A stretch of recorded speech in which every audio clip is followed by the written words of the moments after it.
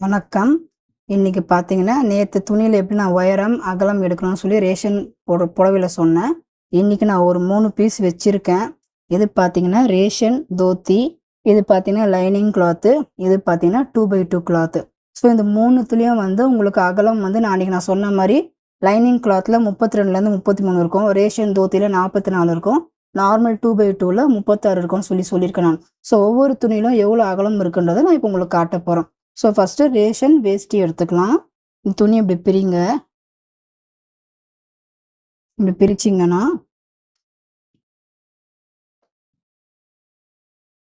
உங்களுக்கு இந்த துணி கிடைக்கும். ஸோ இந்த மாதிரி போயிட்டே இருக்கிறது வந்து உயரம். இங்கே பார்த்தீங்கன்னா ஒரு இடத்துல வந்து துணி நின்றுடும். ஸோ இப்போ நான் இன்ச்சு டேப் எடுத்து உங்களுக்கு இங்கேருந்து இங்கே எவ்வளோ இருக்குன்றதை நான் காட்ட போகிறேன். ஸோ இங்கேருந்து மெஷர் பண்ணி பார்த்தீங்கன்னா உங்களுக்கு பார்த்தீங்கன்னா 43லேருந்து 44 இருக்குது. ஸோ இதுதான் வந்து ரேஷன் தோத்தியில் வந்து இந்த மாதிரி உங்களுக்கு இருக்கும். நெக்ஸ்ட்டு பார்த்தீங்கன்னா லைனிங் துணி. ஸோ லைனிங் துணியில் எவ்வளோ இருக்குன்னு பார்க்க போகிறீங்க. ஸோ இந்த மாதிரி பிரிக்கணும்.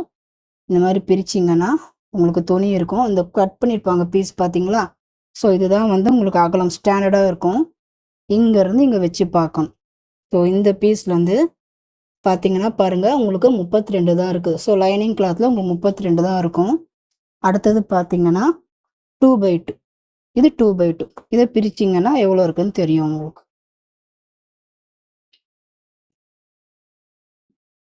ஸோ பார்த்தீங்கன்னா கரை டு கரை.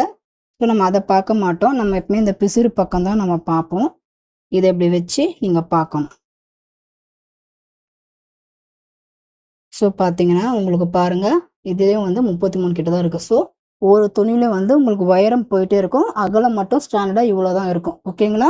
ஸோ இதுதான் ஒரு துணியில் இருக்கிற அகலத்தோட டிஃப்ரென்ஸ். அடுத்த கிளாஸில் நம்ம எப்படி மிஷினில் நூல் போடுறதுன்றதை பார்க்கலாம். தேங்க்யூ.